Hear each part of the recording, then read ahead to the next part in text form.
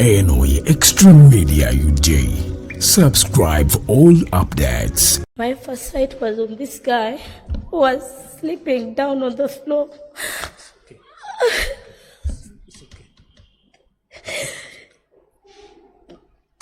He was sleeping down on the floor. Well, there were like 12 men in the room. And he was sleeping down, shirt torn, same to him. There is also another girl that I found in this specific room. When I entered, they were holding electric lines. You are watching Extreme Media UJ. Subscribe for all the updates. Good morning. Good afternoon. My name is Namuhoya Aisha. Fortunately, a fourth-year law student waiting for graduation at Law School of Nkumba.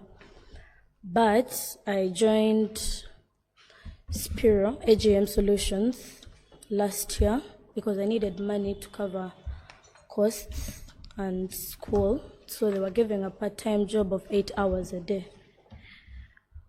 When we joined last year, we signed contracts with these people. But when we signed these contracts, later they changed recruitment agents. I'm not going to get to that, but I'm going to take to the issue that about the torture. It was on the 8th of this month. We were at the workstation.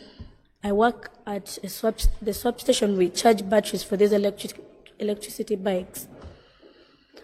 So I work at Chisubi swap station, and my other colleagues work at a different swap station in Garuga, still in Entebbe. So on this day, I was called in. No, I was not called like officially, but I got a call from my supervisor that I am needed at the head office of Spiro to make a statement. They did not tell me a statement on what. I talked to my supervisor. He says don't go, but then they later sent 2 men on company motorcycles, and they forcefully take me to the place. When I enter the place, when I reached the company, there is the front office of the company, and then behind there is a warehouse, and there is a room. In this room, I entered. I did not know my other colleagues were there. And when I entered, my first sight was on this guy who was sleeping down on the floor. It's okay. It's okay. He was sleeping down on the floor. Well, there were like 12 men in the room. And he was sleeping down, shirt torn, same to him. There is also another girl that I found in this specific room. When I entered, they were holding electricity lines. Solid doors. When I entered, I noticed that these guys were being beaten. They only stopped when I walked in. And when I walked in, these people told me, we want you to make a statement. If you do not make a statement on these guys, we are going to beat you and throw you in prison. I am not usually a bold person, but I tell the person who was heading this, who is the head manager of the repossession department at Spiro, he's called Raymond Cavoyo. When he tells me you have to make a statement on these guys, or else we're going to beat you and throw you in prison, like we're going to do to the rest, I tell him, I don't know what has been happening. I've walked in a room where people are definitely being beaten, but for one, I know the law. I'm a student of the law. Though I'm part-timing with you, none of you is going to beat me. And if you beat me, make sure I either leave here when I'm dead or no trace of me. These guys are like, how do you talk to us like that? I'm like, first of all, you do not force me to say what I don't want to say. And secondly, why are you guys beating someone up, people up? There was actually another girl. She was being held beaten like a man. I'm like, why are you beating these people up like this? They're like, in Uganda, otugambangani, company of Ojiman, tusobola okuba n'omuntu n'afa tewali asobola kujja na simply meaning no one would follow up if they beat someone in that warehouse and they died. So I'm like, no, they tell me to say what I have to, and I'm like, I'm not saying anything if I do not know what's going on. They're like, you have to say these guys committed a crime. I'm like, if I'm to say that, I need to go to the police. Then I know I'm making a statement, not in front of people who are beating up other people. They put me aside. They do not beat me. For me, they did not beat me that very day. Then they continue beating these guys up. When they beat them up, I kept, there were many men, there were like 12 men beating 3, not armed, they are dressed here, because they called them from their workstations just like they are. And they were taking turns in beating these people. That's why it was terrible. Then when I refused, they kept beating these guys and telling them, more Gedechino, and they were recording on phones. They have these videos on their phones when they are beating these people and forcing them to talk. We finished, after beating them, they detained us, for almost 10 hours that day and released us at 11 p.m. When they released us, of course, they told us, do not make any police report, if you do, we'll still find you. And they stopped us from working. When they did, we stopped working. Then on Monday this week, I was at home with my colleague. Then 2 vehicles, 2 company cars came to where we were. They had the company number plates. The people who were driving these cars are the same people that were beating these people. When they came, they came in a group of 2 cars, but there were like almost 20 people in the car. They came and carried this guy away. So I tried recording with my phone. When I was recording with my phone, they tried fighting me. No, they pulled my phone, and I told them, you don't have a legal right to take my property because it's my property, and you're taking someone, we don't know where you're taking them, we don't have a police warrant that you're arresting this person. These men, led by one called Wanyaka, hit me really bad, and then I fell the other side. I still have the marks here.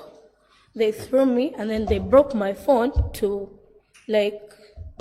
deal away with the evidence, because all the pictures when they're beating these guys in the warehouse was on this phone. That's what happened. Then when they took him, it was around 10 p.m. I called Council Isaac. First and foremost, I would like to thank our president so much, because if it's not Council Isaac, some of us would not be heard. I don't know if he's saying this. Thank you so much. I called him at that time. I'm like, so I don't know what to do. They've taken one of the workmates that was being beaten that day and took us. I have videos, though my phone has been broken really bad. Council is like, do you know how they've taken him? No, he says, get in touch with Council Jumba. I call him. I call the vice president. Thank you for picking my calls. But I could not let these guys go when I don't know where they were taking him. Though Council stopped me from following them, I still insisted. I followed them with a motorcycle. We followed them. They took him to different locations, but I'm sure they're taking him to a torture place, because these people do not use police. They do things themselves. When I followed them, eventually, I think they feared that people are following them this time around. They first dropped him at Weogere when I insisted that they were not supposed to take him to Chireka, and yet they say he committed a crime in Chisubi. They took him to Chireka. That's why they left him. But in all that, I want to thank you, Council. And I also want to thank Council Isaac for at least listening, allowing people be heard. Initially, I would see things on the news when they're abducting people, beating up people, until it happened to me and people I know. That is why I said we need to also come and join to talk about this torture. Thank you very much. It's a sad story. very sad. But these are the other torture victims. If they are free to have something to inform the public, you're free. You know, torture brings trauma. It brings fear on the victims. Protocol observed. Good morning. First of all, I want to thank the President Law Society and Advocate Jumba for hearing us out. As she has said, I think she has said everything. I was picked on Monday 8th, taken to the warehouse, asked to say things I don't know about because I work in the repossession team. We repossess back bikes that have been given to our clients in case they have failed to pay up the money to swap batteries, because if you don't pay, the bikes are a daily payment for you to access batteries. So in case you violate the rules and let me say you don't pay your bike within a week or two, we approach you, talk to you, then if you try to resist, we take back our bike, then till you find ways of clearing your balance, then you come and pick back your bike. So I was taken to the warehouse claiming I stole a battery from a swap station, which was not true. I tried to explain myself, telling them I didn't do anything, but then the beating was too much that I had to say things I even don't know about. So the beating was too much. It had to involve my colleague. He also came through with some lady that work at the swap station, claiming I pick batteries from their swap station, doing illegal activities, which is not true. So due to the beating, we had to say things we were not supposed to say. So we were detained there because I was taken at around 1 till 11. These guys came in at around 3. So from there we left. So we reached home, and due to what had happened, I had no one by my side. There's this thing of Gambanoga and stuff. So I had no one to stand by my side, call someone, be like, what, this has happened, can you be in for me? So I just let shit slide. Sorry for the language though. So time passed, and I think it was around 15th when our colleague reached out to the President Law Society, who went through Jumba, and we had to reach where we are now. But then it was just a few days ago on Monday where I was picked at the swap station. I was just chilling, of course. It was in the evening at around, it was coming to 10. So 2 vehicles came, picked me up. From there, they took me to Kauku.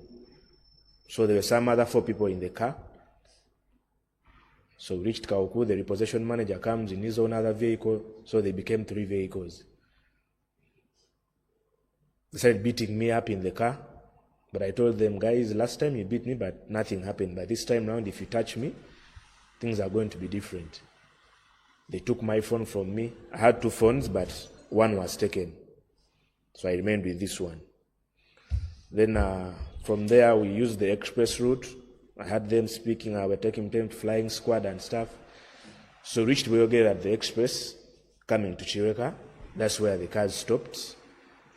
The guys moved out. They had their own talk and jazz. So from there, I was picked out alone, put in a different vehicle. Number plate UBR 914R. Taken to Chireka police station. From there, he called some, I think she's the IO. I'm not sure about her name, but she's, I think, the IO. They had no arrest warrant for me. So from there, the IO was like, talk to such a guy and put this man inside. So I think they found the officer who was there requested for an arrest warrant for me. Then some guy called Rama produced, I think, to a sort of a document on his phone. Then I asked for my name. On telling the officer my name, it was not in the arrest warrant. Then he went on to ask them, why is this man here since his name is not in the arrest warrant? Of course, I don't know, but they have their issues as Spyro with that police station in particular. So I think the IO told the officer to just put me in. So I was kept inside for that night. The next day I had to make some calls. Came through, I got a lawyer just to get bond and, maybe proceed with other things later.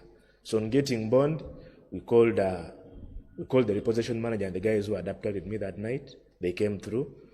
So they requested for bond. On terms of agreeing I get bond, then maybe we get a day, they come back and sit down and reconcile. So I told them there's no reconciliation because there's nothing I've done. So from there, they were like, okay, it's fine, you're going to sign the bond form, then of course you need the surety, then they'll give you bond. On moving out, they disappeared. So it was all mixed up. I tried making calls to them to come back and sign the bond form. They were not picking. When the IO calls them, I think they wanted to detain me for more time so that when it clocks around 6 or 7, they cannot give me bond, so that they detain me again. But then my lawyer sticked on his grounds, and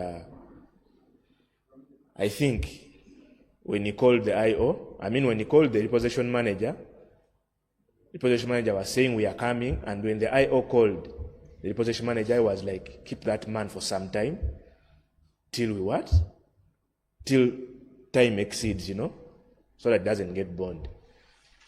So things were mixed up. I think IO fell into a trap and they saw things were going to escalate, and I think it was the CID the OC, who came and picked me up and released me without a case. So that's how I managed to leave the station without a case till date. So I just want to say thank you to the President Law Society and Mr. Jumba for coming through, and we hope that we shall serve for our rights. Thank you. Abalungi abatuuliriza era abatulaba olunaku olwaleero tukyaddeko ewa Sheikh Asiraf Dembe. Sebo sanyusa okubalaba. Amannya agange Yezeseeka Asiraf Dembe akola ku bizibu by'enjawulo. Omuntu singa aba alina ebirwadde musomereddwa, tumuwa amazzi ga lukuya nga bw'obadde ogalaba, tugenda abantu ku kyoto ne twokya emizimu emibi egibabaamu n'okulomba edduwa. Abantu singa abeera ng'ali wano atuuse sobola okumulombera edduwa, ne waba atatuuse nga mpadde amannya ge naye ng'ali wala. Neetaase enamba yange yeno eri 0701763711. Namwe bannyinaffe abali ebweru oyagala okuba nti oyagala okulombera ku dduwa ng'olina ebizibu, viza zibuze, amaka gakolongotana, sente zikola zimpita mu ngalo, ojja kumpeereza ekifaananyi kyo n'amannya go, ebyo byokka bijja kummala, nja kukulombera edduwa, ojja kutereera. Olunaku olusembayo mu mwezi mba n'edduwa eyawamu ffenna n'abalwadde bange abakadde n'abapya. Salaamu alaikum wa rahmatullahi wa barakatuh.